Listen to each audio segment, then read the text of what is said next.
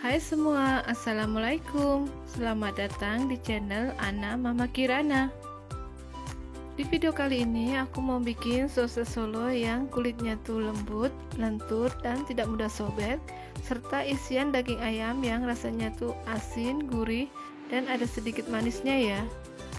Sosis Solo ini sangat nikmat dimakan saat masih hangat. Langsung ke cara pembuatannya ya. Nah, ini tuh aku udah siapin dada ayam yang udah aku cuci bersih. Ini tuh ukurannya kurang lebih 600 gram. Kemudian aku rebus sampai empuk kurang lebih selama 30 menit. Nah, setelah 30 menit, ini tuh airnya udah mendidih ya. Dan ayamnya pun juga sudah empuk. Lalu aku matiin kompor dan aku dinginkan. Setelah ayamnya dingin, ini langsung aku mau iris tipis-tipis. Sebenarnya kalau sosis Solo isi ayam, ayamnya sendiri itu harus benar-benar lembut ya. Nah, kalau bisa itu dicuper. Tapi kalau dicuper, itu tuh nanti membuat cucian piringku menjadi tambah banyak. Jadi ini mendingan aku iris tipis-tipis seperti ini aja. Wah, ini juga lebih gampang kok. Tuh kan, tinggal kita suwir-suwir sebentar seperti ini, ayamnya udah hancur semua. Langsung mau aku masak. Nah, di sini udah aku siapin bawang merah, bawang putih, dan kemiri. Kemudian aku ulek sampai halus. Lanjut, aku langsung mau tumis sampai harum. Kemudian diaduk-aduk dan berubah warna menjadi kecoklatan dan aromanya itu harum. Lalu aku masukin serai, daun salam, dan daun jeruk yang udah aku buang tengahnya.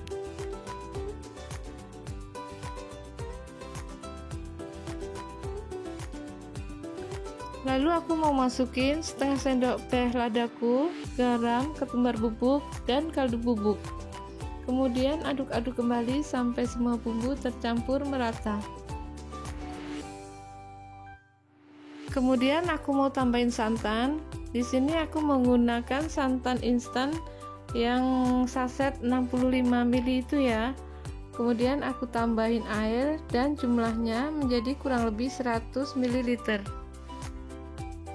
Kemudian aku masukin ayam dan aku aduk-aduk sampai ayamnya itu terendam, tercampur dengan bumbu-bumbunya dan bumbunya itu bisa merasap ke dalam daging ayamnya. Lalu aku tambahin 2 sendok makan gula supaya rasanya tuh lebih gurih dan lebih enak ya. Lalu aku aduk-aduk sampai airnya tuh benar-benar menyusut dan kering. Nah, setelah kering ini aku pindahin ke wadah yang lain. Lanjut aku mau bikin kulit sosis Solonya. Nah, pertama tadi tuh aku udah nyiapin 3 butir telur ayam utuh ya. Kemudian aku mixer. Sebenarnya nggak pakai mixer pun juga nggak apa-apa ya, pakai hand mixer itu. Cuman ini aku pakai mixer aja biar lebih cepat dan lembut. Kemudian aku kocok sebentar, nggak sampai lama, yang penting tercampur rata. Lalu aku tambahin tepung terigu, ini aku pakai setengah kilogram ya. Kemudian tambahin 1 sendok teh garam. Kemudian aku kocok lagi sampai tercampur merata, sampai lembut ya itunya, teksturnya tuh. Baru kemudian aku tambahin mentega cair, itu tadi 2 sendok makan mentega yang udah aku cairkan. Kemudian aku kocok kembali sampai tepungnya itu benar-benar lembut ya. Oh ya, untuk menteganya tuh nanti bisa diganti dengan minyak sayur ya. Terus untuk pengocokannya itu harus benar-benar halus dan lembut supaya tidak ada yang bergerindil. Kalau dirasa masih ragu ada yang bergerindil, nanti bisa disaring ya. Tapi kalau ini aku yakin udah nggak ada yang bergerindil, jadi nanti langsung aku mau masak. Untuk tekstur kulit sosis Solo tuh emang harus encer seperti ini ya.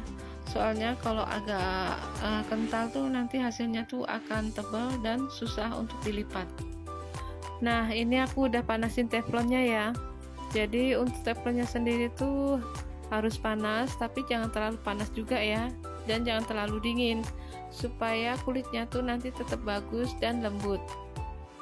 Tuangkan 1 sendok sayur adonan ke dalam teflon, lalu digoyangkan ya teflonnya supaya adonannya tuh bisa merata. Dan apabila ada yang bolong tinggal kita tampal aja ya. Nah, di sini tuh aku udah pindah posisi ya. Karena untuk bikin kulit sosis Solo itu lumayan lama. Jadi ini tuh aku mau menggunakan 2 tungku kompor supaya bikin kulit sosis Solonya itu bisa cepat selesai. Nah, inilah hasil kulit sosis Solo yang udah jadi ya. Jadi tuh tadi tuh sebenarnya dapat 2 piring seperti ini ya. Cuman yang satu tuh di tempat piring satunya lagi. Nah, ini tuh kulitnya tuh lembut seperti ini ya. Aku remas-remas dan tidak mudah sobek. Teksturnya tuh tetap lentur, lembut dan tidak mudah sobek walaupun udah dingin. Kemudian habis ini aku mau langsung isiin kulit sosis Solonya. Oh iya, aku mau ngasih tip gimana caranya ngisi sosis Solo supaya nggak mudah sobek dan tidak pecah saat digoreng. Jadi seperti ini ya, yang bagian halus tuh kita letakkan di atas dan yang kasar tuh di bagian bawah. Kemudian dikasih isi secukupnya. Ini aku pakai kurang lebih 1 sendok teh ya isiannya itu. Kemudian dilipat seperti amplop dan aku kasih lem supaya nggak lepas waktu digoreng. Nah, seperti ini ya hasilnya. Nah, aku contohin sekali lagi ya. Jadi ambil 1 kulit. Nah, ini tuh bagian halus ya, ini kasar. Ini taruh di bawah. Nah, yang halus di atas seperti ini. Kemudian diisiin isi. Biasanya tuh isi sosis Solo tuh emang lebih sedikit ya dibandingkan isian risol itu. Kemudian dilipat, kasih lem. Sebenarnya kalau nggak dikasih lem juga nggak apa-apa ya. Cuman daripada takut nanti itu lepas waktu digoreng, jadi aku kasih lem. Nah, hasilnya seperti ini ya. Oh ya, untuk lemnya sendiri tuh hanya terbuat dari tepung terigu dan air sedikit ya. Kemudian diaduk sampai mengental. Nah, sekarang langsung aku mau goreng ya. Di sini tuh udah aku siapkan 2 butir telur utuh. Kemudian aku tambahin 3 sendok makan air. Lalu aku kocok-kocok seperti ini. Kemudian aku masukkan sosis Solonya ke dalam kocokan telur tadi.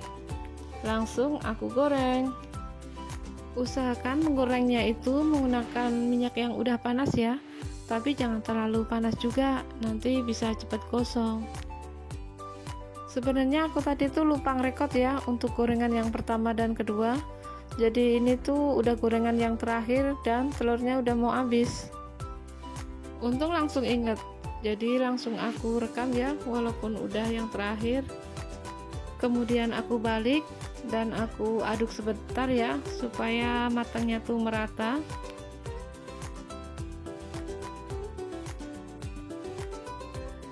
Nah, kalau warnanya udah berubah kecoklatan seperti ini, langsung kita angkat aja ya supaya nggak gosong. Jadi sebenarnya goreng sosis Solo itu nggak perlu waktu yang lama ya, karena bahan-bahannya sendiri tuh udah pada mateng. Jadi kita tinggal matengin telurnya sebentar. Nah, inilah hasil sosis Solo yang udah jadi ya. Rasanya tuh sangat enak, kulitnya tuh lembut, isiannya tuh rasanya ada asin, gurih dan manisnya. Sangat cocok disajikan waktu masih panas-panas seperti ini ya. Jadi sosis Solo tuh sangat fleksibel ya, bisa buat cemilan, hidangan ataupun isian snack box. Nah, sekian dulu video dari saya ya, semoga bermanfaat dan menginspirasi. Oh ya, buat teman-teman yang suka dengan video saya, mohon like dan subscribe-nya ya. Terima kasih. Wassalamualaikum.